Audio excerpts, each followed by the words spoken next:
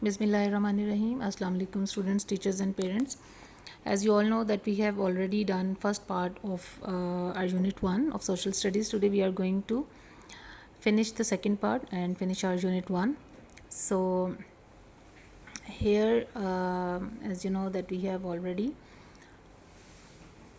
done the question answers also, the first 5 question answer also, and so here we are going to start from page 3.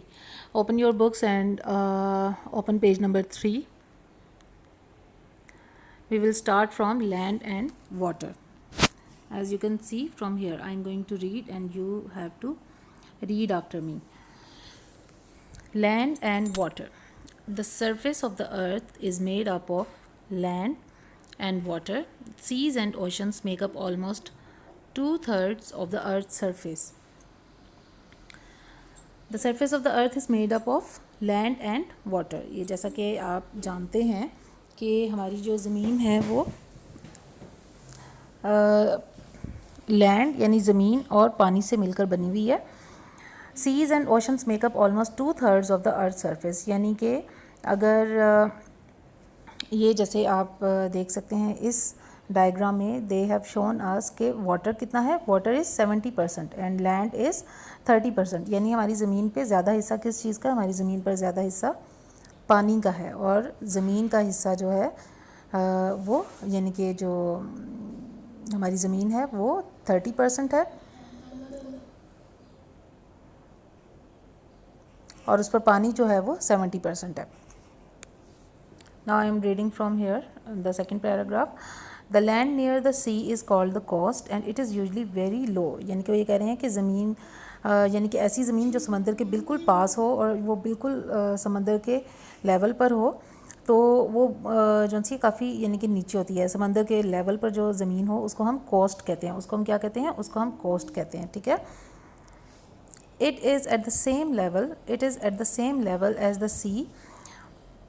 So we say it is at sea level. ये बिल्कुल उतनी वो समंदर के बिल्कुल level पे होती है, समंदर के बिल्कुल साथ होती है. तो और उसका यानी कि लेवल जो है वो बिल्कुल उसके साथ, यानी कि जैसे ये समंदर है. ठीक है. और यहाँ पर ये जो ज़मीन है जो बिल्कुल इसके साथ है इसको हम क्या कहेंगे, इसको हम कोस्ट कहेंगे क्योंकि ये बिल्कुल इसके समंदर की सतह के साथ है, सतह समंदर के साथ. यानी कि जो साहिली इलाके होते हैं, साहिली शहर होते हैं, जैसे हमारे मुल्क पाकिस्तान में कराची जो है वहाँ पर वो क्या है, वो एक साहिली शहर है. यानी कि वहाँ पे वो एक कोस्टल सिटी है. उसके पास यानी कि यूँ पानी है, समंदर है और उसके बिल्कुल साथ सी लेवल पे जो है वो मौजूद है जो कराची है.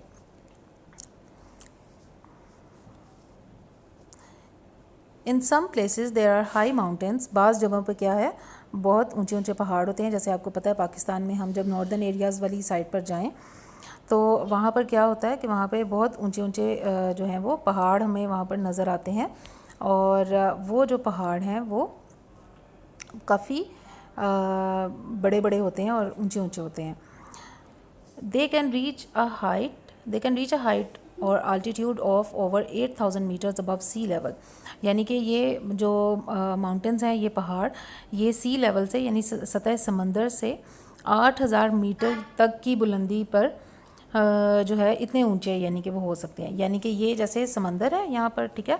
और एक पहाड़ जो है ये इससे 8,000 फुट की बुलंदी पर जा सकता है. यानी कि यहाँ पर ये नीचे समंदर है ये सारा, और ये पूरा ये माउंटेन जो है ये 8,000 की बुलंदी तक भी ऊंचे माउंटेन्स हो सकते हैं. ये यहाँ पर आप देख सकते हैं K2 8,611 metres high, the second highest peak in the world. हमारे पाकिस्तान में ये K2 जो है ये मौजूद है और ये दुनिया की दूसरी सबसे बड़ी बुलंद तरीन जो है वो चोटी है यानी कि माउंटेन है.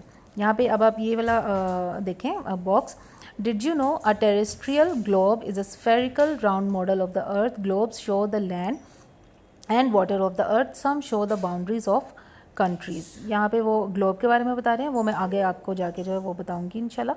और ग्लोब जो है वो क्या होता है, ये हमारा एक क्वेश्चन जो है ये ग्लोब आपको पता है कि जो एक आपने देखा होगा कि अक्सर जो ऑफिसेज़ में इस तरह एक करके एक जो है वो ज़मीन का एक ग्लोब यानी कि नक्शा पड़ा होता है. ठीक है. यहाँ पे यूँ करके थोड़ा सा टेढ़ा, और यानी कि वो यूं करके उन्होंने दिखाया होता है, ठीक है। और ये सारी इसके ऊपर जो है वो अर्थ के वो नक्शे बने होते हैं और वो सब। तो इसको हम क्या कहते हैं, वो जो राउंड बॉल टाइप जो ग्लोब होता है, ज़मीन का जो गोल शक्ल में नक्शा जो बनाया होता है, उसको हम क्या कहते हैं, ग्लोब कहते हैं। उस पर उन्होंने बताया हुआ कि उसमें वो क्या बताते हैं, a terrestrial globe is a spherical round model of the earth, यानी कि वो उन्होंने अर्थ का मॉडल बनाया होता है, ठीक है। Globes show the land and water of the earth, some show the boundaries of countries. उसके ऊपर पूरा उन्होंने कंट्रीज़ बनाई होती हैं और कि जी कितना हिस्सा ज़मीन का है, कितना हिस्सा जो है वो पानी का है। Now this paragraph, large areas of water on the earth are called oceans, यानी कि ज़मीन का वो हिस्सा जहाँ पे ज़्यादा तादाद में पानी होता है, यानी कि ज़मीन के वो पानी के ज़्यादा जो बड़े बड़े ज़ख़ीरे हैं, ज़खायर हैं या हिस्से हैं, उनको हम क्या कहते हैं, ओशंस।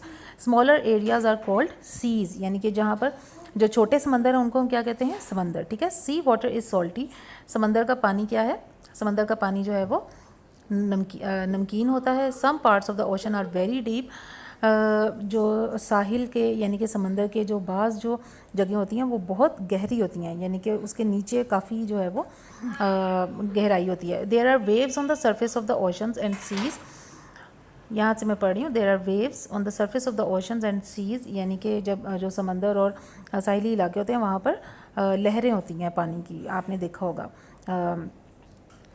The water